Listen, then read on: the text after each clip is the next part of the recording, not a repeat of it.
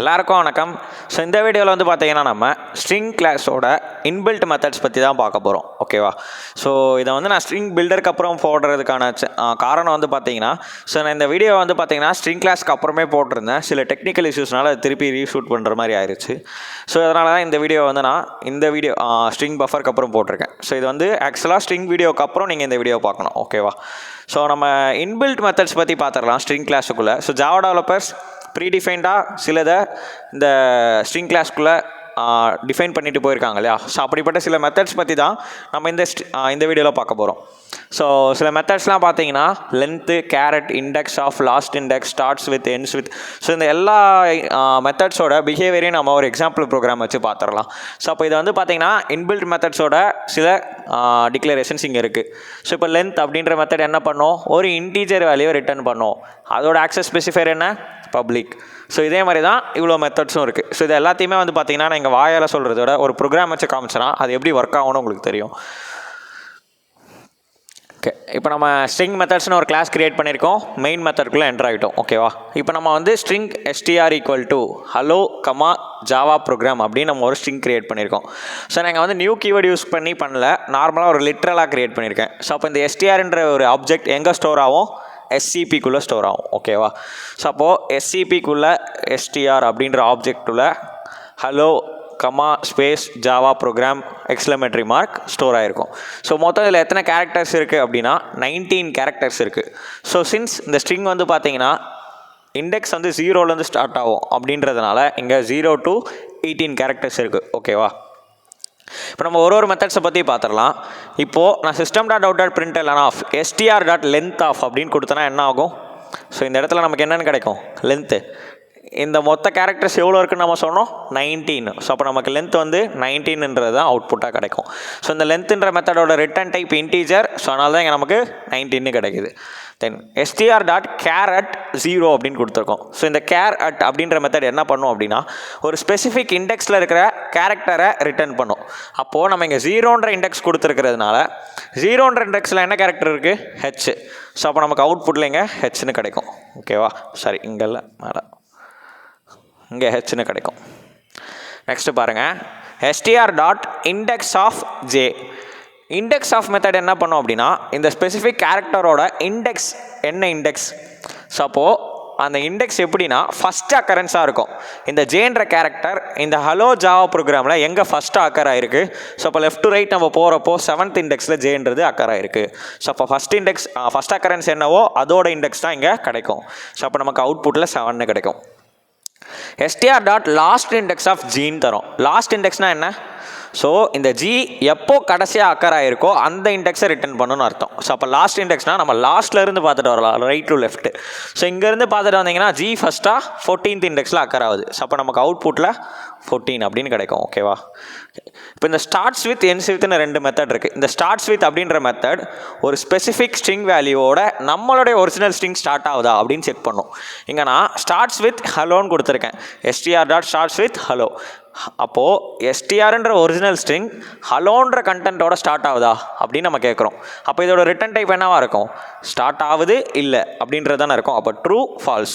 So அப்போ இந்த starts with hello, ஆமாம் ஹலோவில் தான் ஸ்டார்ட் ஆகுது. அப்போது இங்கே நமக்கு ட்ரூன்னு கிடைக்கும்.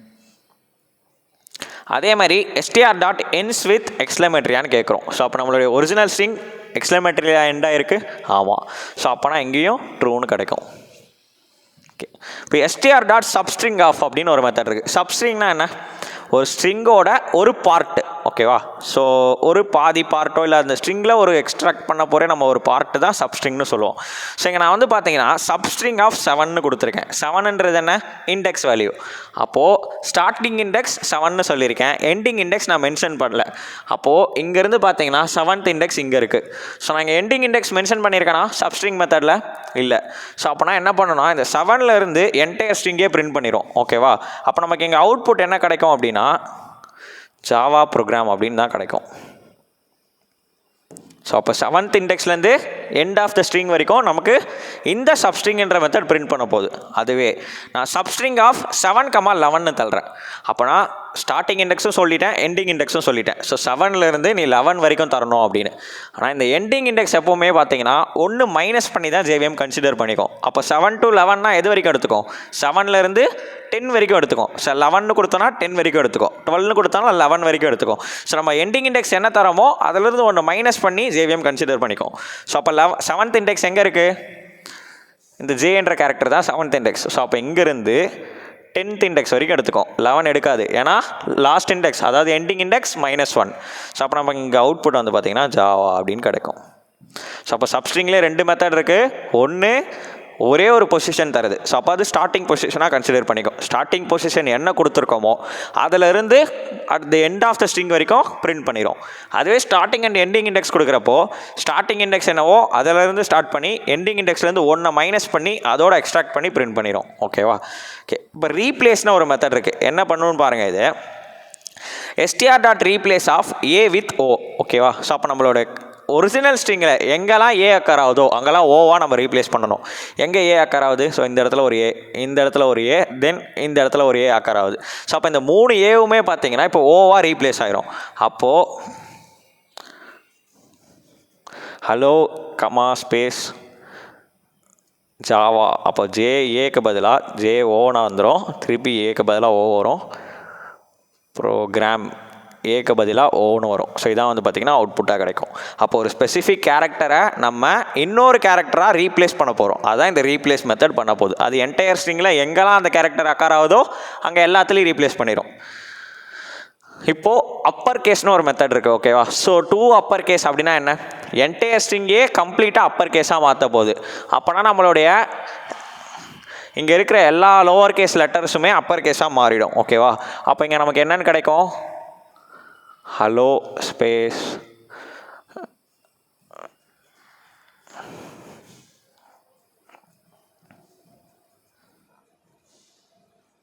ஓகேவா? ஸோ இதான் நமக்கு அவுட்புட்டாக கிடைக்கும்.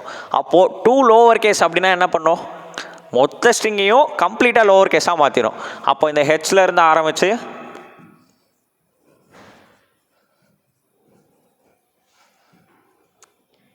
ஓகேவா? ஸோ இதான் நமக்கு அவுட்புட்டாக கிடைக்கும்.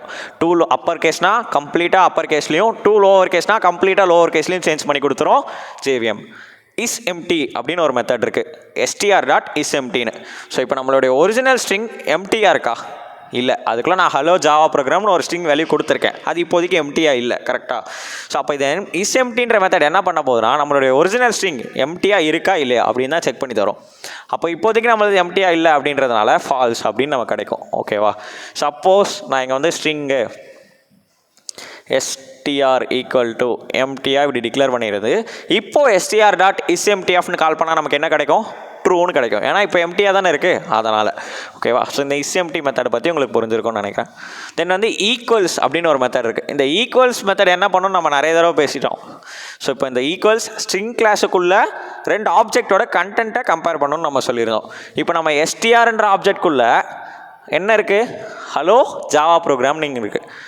இப்போ நான் என்ன பண்ணியிருக்கேன்னு பாருங்கள், equals of hello Java programming தான் அங்கே கொடுத்துருக்கேன். நமக்கு இப்போ அவுட்புட் இங்கே என்ன கிடைக்கும் நீங்கள் நினைப்பீங்க?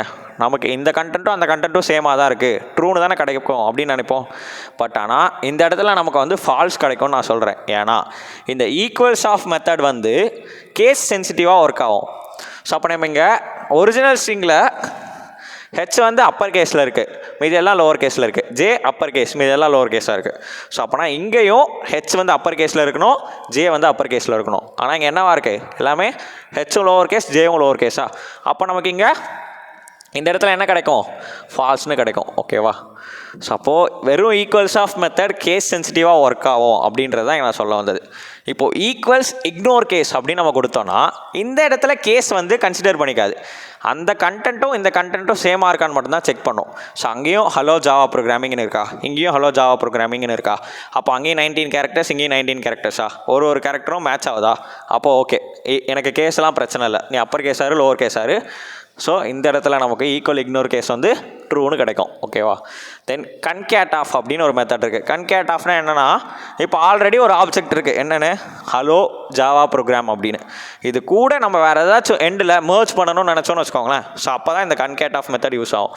அப்போ நம்ம இங்கே என்ன கிடைக்கும் அப்படின்னா,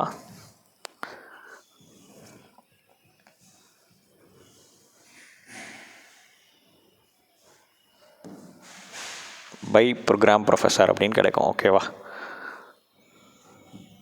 ஸோ இதான் வந்து பார்த்திங்கன்னா இங்கே நமக்கு அவுட்புட்டாக கிடைக்கும். இப்போது str.trim off அப்படின்ற மெத்தட் என்ன பண்ணும் அப்படின்னா, இந்த இடத்துல நான் சப்போஸ் ஹலோக்கு முன்னாடி ஹெச்சுக்கு முன்னாடி ஒரு ஸ்பேஸும் இந்த எக்ஸ்க்ளமேட்டரிக்கு அப்புறம் ஒரு ஸ்பேஸும் கொடுக்குறேன்னு வச்சுக்கோங்களேன். ஸோ ஒரு ஸ்ட்ரிங்கோட பிகினிங்லேயும் எண்டிங்லேயும் நான் ஸ்பேசஸ் விடுறேன்னு வச்சுக்கோங்களேன். அந்த ஸ்பேசஸை ரிமூவ் பண்ணி தரதுக்கு தான் இந்த ட்ரிம் ஆஃப் மெத்தட் யூஸ் ஆகுது. ஓகேவா? ஸோ அப்போ அந்த ஸ்பேசஸை ரிமூவ் பண்ணிவிட்டு நம்மளுடைய ஒரிஜினல் ஸ்ட்ரிங்கை இங்கே பிரிண்ட் பண்ணோம். ஸோ இப்போ நம்ம எந்த ஸ்பேஸுமே முன்னாடி பின்னாடி கொடுக்கல. ஸோ அப்போ நம்ம ஒரிஜினல் ஸ்ட்ரிங் என்னவோ அது அப்படியே தான் பிரிண்ட் ஆகும். நல்லா ஞாபகம் வச்சுக்கோங்க, ட்ரிம் ஆஃப் மெத்தட் வந்து பிகினிங்லேயும் எண்டிங்லேயும் மட்டும்தான் இருக்கிற ஸ்பேசஸை ரிமூவ் பண்ணுமே கண்டி சென்டர்லேயோ இல்லை மிடில் இருக்கிற ஸ்பேசஸை ரிமூவ் பண்ணாது. ஸோ ட்ரிம் ஆஃப் பிகினிங் எண்டில் மட்டும்தான் ஒர்க் ஆகும். ஓகே, இப்போது str.toCharArray அப்படின்னு ஒரு மெத்தட் இருக்குது. ஓகேவா? ஸோ இந்த toCharArray அப்படின்ற மெத்தட் என்ன பண்ணும் அப்படின்னா, ஒரு ஸ்ட்ரிங்கை கேரக்டர் அரேவாக சேஞ்ச் பண்ணி கொடுத்துரும் அப்படின்னு நம்ம சொல்கிறோம். ஸோ இதோட ரிட்டர்ன் டைப் என்ன அப்படின்னா கேரக்டர் அரே. ஸோ அதனால தான் வந்து பார்த்தீங்கன்னா நான் இங்கே கேர் அரேன்னு போட்டிருக்கேன். ஸோ இந்த ப்ராக்கெட்ஸ் தான் வந்து பார்த்தீங்கன்னா அரேவை ரெப்ரசென்ட் பண்ணும். ஓகேவா? ஸோ அப்போ இது என்ன டேட்டா டைப்? கேரக்டர். அப்போ இதுக்குள்ளே ஸ்டோர் ஆகிருக்கிற எல்லா வேல்யூஸும் எப்படி இருக்கும்? கேரக்டராக தான் இருக்கும்.